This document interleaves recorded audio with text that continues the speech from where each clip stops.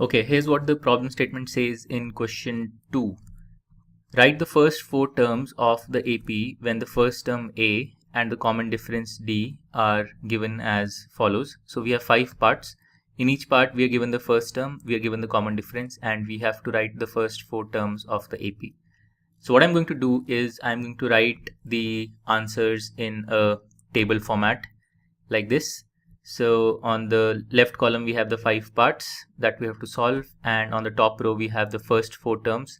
So look at this carefully. So T1, the first term, is equal to A, because that's by definition the first term.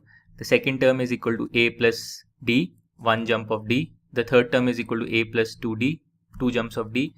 And the fourth term is equal to A plus 3D, which is 3 jumps of D from A. So using this, it's very easy to write out the first 4 terms of each AP. Okay, so in part 1 we have the first term is 10. So T1 is 10, and the common difference is also 10. So T2 is A plus D is 20. T3, which is A plus 2D, is 30, and T4, which is A plus 3D, is 40. So we're just taking jumps of 10 starting from the first term, which is itself equal to 10.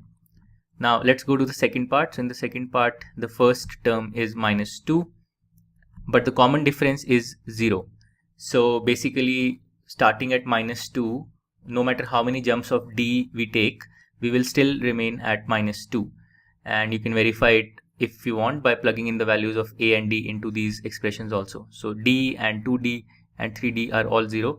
So we will get T2, T3, T4, all of them equal to A only.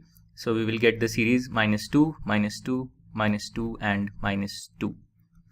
Okay, now let's go to the third part. So in the third part, the first term is 4 and the common difference is minus 3. So the second term is 4 plus minus 3, or 1. So we go back 3 units.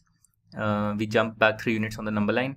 And similarly, the third term is A plus 2D, or 4 minus 6, which is minus 2, and A plus 3D is minus 5. So you can see that to go from any term to the next term, we simply subtract 3 and we get the next term. Okay, then the fourth series has, the fourth progression has the first term equal to minus 1. So minus 1, A is minus 1, and then D is equal to half. So the second term is minus 1 plus half, which is equal to minus half. The third term is minus half plus half. So taking a jump of half from the second term, or taking 2 jumps of half from the first term. So we will get 0. And then similarly T4 we will get as half. So to go from any term to the next term, we just add half, because D is equal to half. D is equal to half. Okay, and now the fifth progression has A equal to minus 1.25. So T1 is minus 1.25, and now the common difference is minus 0.25. So to go from any term to the next term, we simply subtract 0.25 and we get the next term. Or if you want, you can plug in the values of A and D into these expressions and you will get the same answer.